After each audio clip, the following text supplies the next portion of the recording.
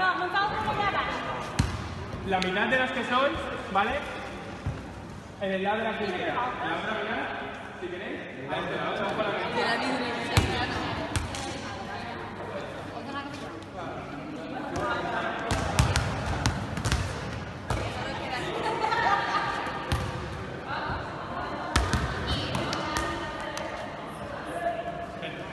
todo el mundo, pues vamos a hacer una pequeña demostración, ¿vale?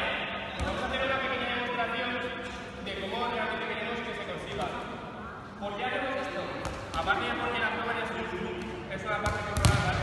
Que debemos trabajar la fuerza porque es bastante importante, porque no es un músculo tónico, por eso todos tenemos que revisar alguna realidad. Vamos a trabajar también los lanzamientos. Los lanzamientos es una de las otras partes de cómo podemos trabajar la fuerza. Salto, como hemos hecho en los burpees, hemos hecho saltando el banco, y lanzamientos, por ejemplo. ¿Vale? El ejemplo, sin más. Se trata de hacer una abdominal.